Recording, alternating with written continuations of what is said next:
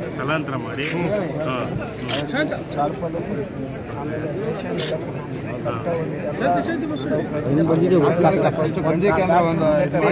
Doctor ನೇಮಕ ಮಾಡಿ already ಒಂದು 20 ಜನ ಹಾಸ್ಪಿಟಲ್ ಇದ್ದಾರೆ.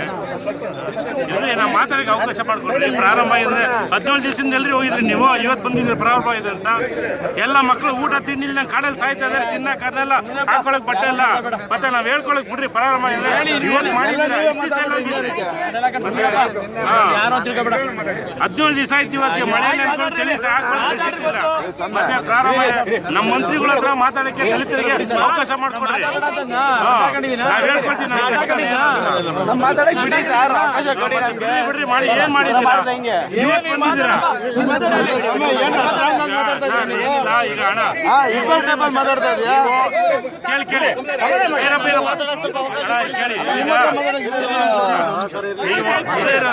ಎಲ್ಲ ಆಸಕ್ತಿ ಕೊಟ್ಟಿದ್ದೀರಾ, ತುಂಬಾ ಸಂತೋಷ. ಈಗ ಎಮರ್ಜೆನ್ಸಿಗೆ ಟೆಂಪ್ರರಿ ಶೆಡ್, ಒಂದು ಊಟದ ಆಹಾರ, ಮೆಡಿಕಲ್ ಕ್ಯಾಂಪ್ ಇಷ್ಟು ಮಾಡ್ತಾರೆ ಸಾಕು.